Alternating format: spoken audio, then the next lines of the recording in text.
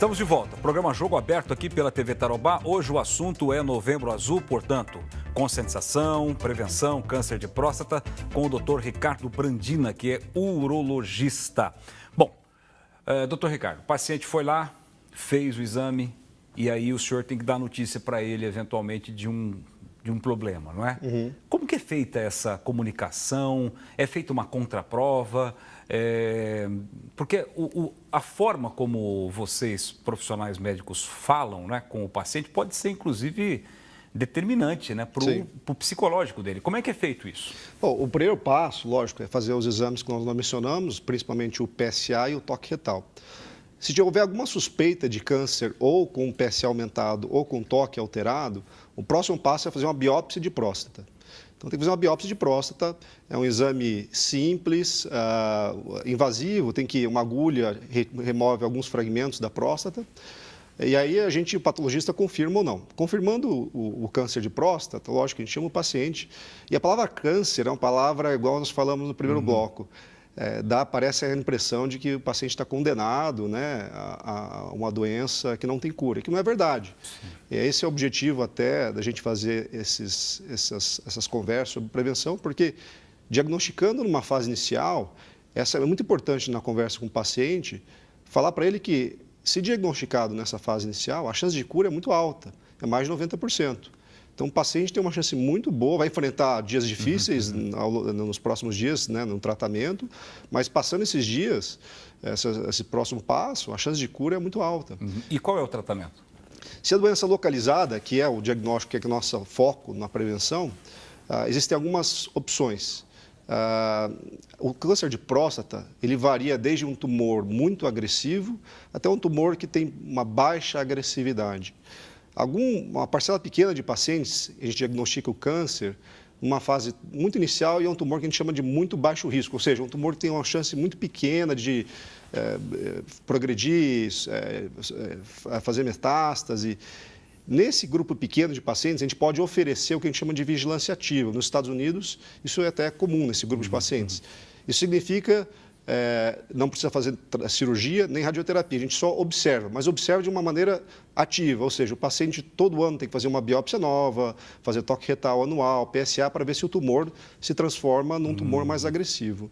Lógico que isso envolve uma discussão com o paciente, ele tem que aceitar, saber que tem esse tumor, mas e continuar observando sem fazer nada. Sim. E se ele, desculpa interromper, Sim. Mas se ele não tem nenhuma alteração fisiológica, digamos assim, ele recebe a notícia, né?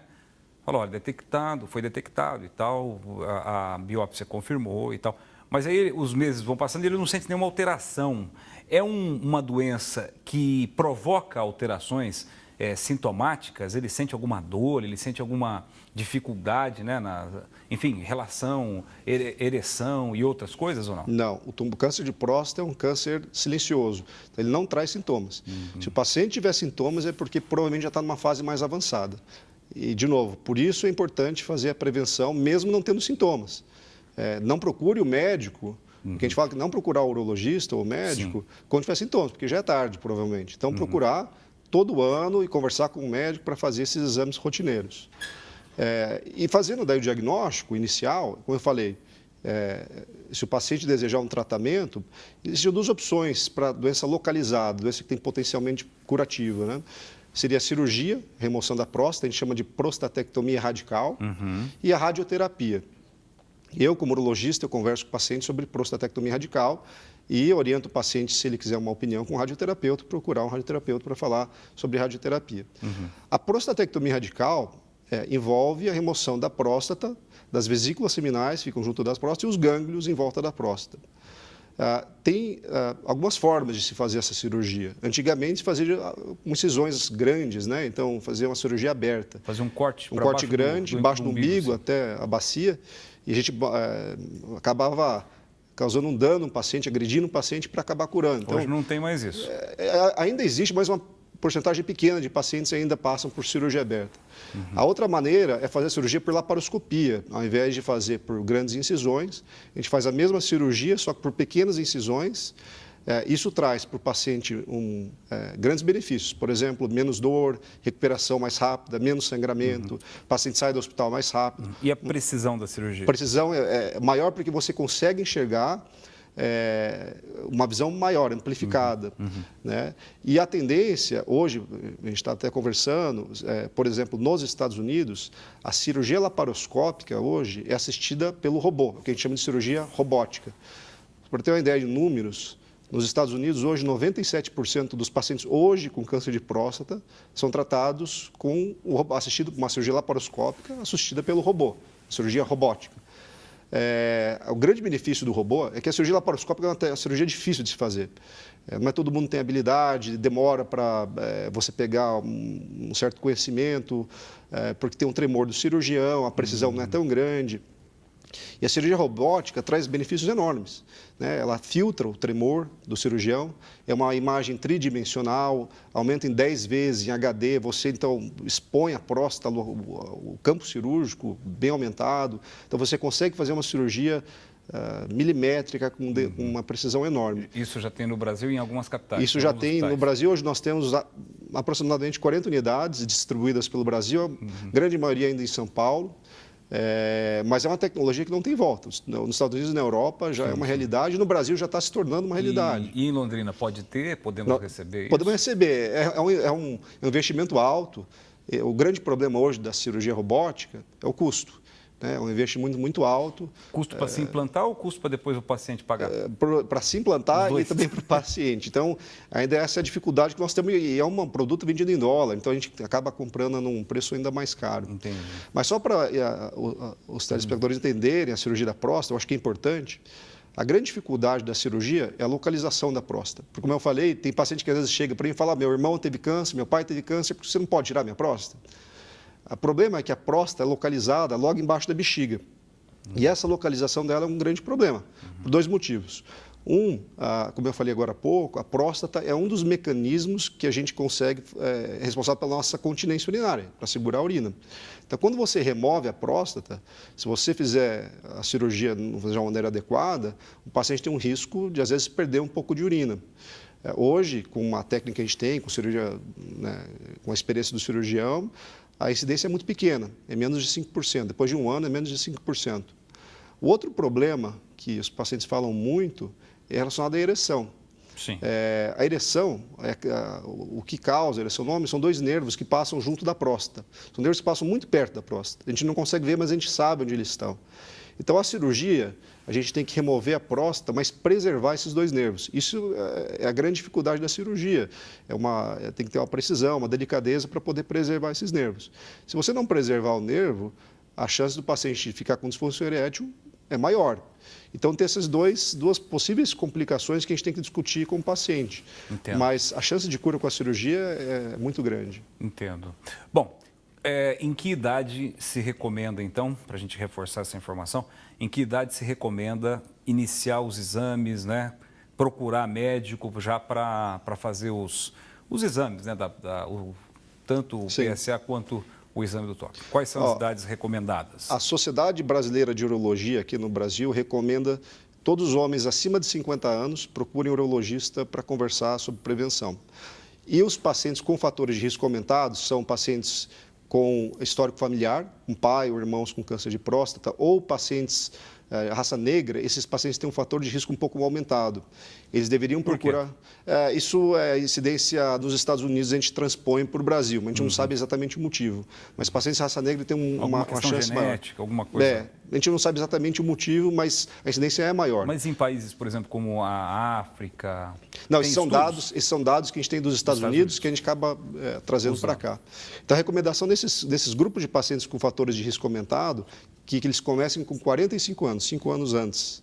O resto da população dos homens, 50 anos de idade. Certo. Mas só uma sugestão, a gente tem essa recomendação, mas qualquer idade que se tiver algum problema, alguma queixa, procura um urologista. Né, e é isso que eu ia te perguntar agora. Qual é a queixa? Já que o câncer de próstata ele é assintomático nisso, quando você fala, quando procura o consultório, né, quando procura o profissional, já sentindo alguma coisa, né? Já sentindo alguma dor? E que dor é essa? Que sintoma é esse que leva o indivíduo a procurar o médico e daí descobre que é câncer de próstata? Na maioria das vezes não é nem dor, na maioria das vezes são queixas urinárias. Incômodos. Então o paciente, por exemplo, vai falar para você que está com o jato urinário mais fraco, não urina com a força que urinava antes, ou, muito comum, fala que está acordando mais vezes à noite para urinar, ou que está com uma urgência, tem que sair correndo para ir no banheiro, ou perde já um pouco de urina se não for logo ao banheiro. Sim. Pode ter queixa de dor na região, que eles falam, no pé da barriga, na região perineal, né? Essas são as queixas mais comuns que levam os pacientes a procurarem o urologista quando já tem sintomas. Mas, de novo, esses sintomas não são um diagnóstico de câncer, podem ser outras causas, né? Mas o câncer de próstata, na fase inicial, realmente não traz nenhum sintoma. Tem alguma outra doença aí do aparelho, podemos dizer, do urinário, não sei se é esse o termo que se usa, que parece com problema de próstata ou não? Não, porque a próstata, na verdade, é a localização da próstata. Ela está embaixo da bexiga e a urina passa no meio dela. Então, ela causa obstrução. Então, o que a próstata vai trazer de queixa é obstrução urinária. Né? Então, o paciente vai ter essa queixa de muito ao banheiro. Os rins, bexiga, eles trazem outros sintomas. Quando a gente pensa, por exemplo, em prevenção de câncer, são sintomas diferentes, né? Não são iguais ao de próstata. Rim? Alguma coisa relacionada? Por exemplo, o rim, lógico, não falando só de câncer, mas a gente tem muita queixa no consultório, cólica, dor, né? Dor lombar, pode ser cálculo, a gente tem que descartar tumor, etc. Bexiga, sangramento na urina, é muito comum pacientes tabagistas acima de 60 anos de idade, eles chegam, percebem, vão urinar, sai sangue na urina. Isso é um fator isso é um dado importante. Obrigatoriamente, eles têm que procurar um urologista para descartar câncer de bexiga. Então, são sintomas um pouco diferentes que a gente consegue... E o interessante aqui é que eu entrevisto vários especialistas de várias áreas, né? E sempre tem fator tabagismo, relacionado com algum tipo de doença, seja do coração, seja neurológica, enfim, está sempre lá o tabagismo, bebida, estilo de vida. Estilo de vida. Isso acho que é para o corpo todo, não é só para a próstata, nem para a bexiga, nem para o aparelho urinário. E alimentação. Alimentação rica em gordura é um dos fatores de risco também. Então, eu acho que estilo de vida é fundamental. Isso é um fator de risco não só para a próstata, mas para... Ô, Ricardo, você já teve alguma surpresa ao atender assim um caso de paciente muito novo, não é?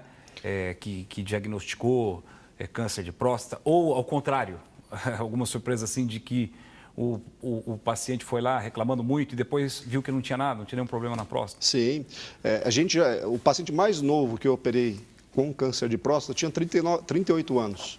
Quer dizer, não estava nem... Mas tinha algum fator de risco? Ele tinha uma queixa, ele percebeu um pouquinho de sangue na urina e tinha um pouquinho de dor para urinar. E por algum motivo, foi um paciente encaminhado, alguém fez o toque retal e sentiu a próstata endurecida. Não é comum, mas esses casos... Nessa idade não é comum. Nesses casos, provavelmente tem um componente genético. Aí, se você for ver histórico familiar, provavelmente os outros familiares têm alguma mutação em algum gene que levam esses pacientes a ter um risco maior de ter um tumor de uma idade mais nova. E, geralmente, quem tem esse problema genético, esses tumores genéticos, são tumores bem mais agressivos. Eles representam mais novos e mais agressivos, são mais difíceis de tratar. E o contrário também, tem pacientes que às vezes chegam, você faz um toque retal, sente uma próstata endurecida, o PSA está super alto, você tem certeza que vai vir um câncer de próstata na biópsia, e a biópsia vem tecido benigno, sem problema nenhum. Perfeito. Ricardo, nosso tempo infelizmente terminou, mas eu quero te agradecer muito aí pela entrevista, né? E nós vamos continuar divulgando a campanha em nossos outros programas, telejornais, etc., para que as pessoas fiquem bem informadas. Espero contar aí com a sua colaboração em outras oportunidades. Eu que agradeço, Fernando, agradeço a TV Tarobá. Acho super importante esse tipo de conscientização para quebrar o tabu e mostrar que o homem também precisa procurar o médico para tratar da sua saúde e fazer prevenção. Obrigado. Obrigado, Ricardo Brandina, urologista, falando hoje no programa sobre essa campanha Novembro Azul de conscientização e prevenção ao câncer de próstata. A você que nos acompanhou, muito obrigado e até sábado que vem. Tchau.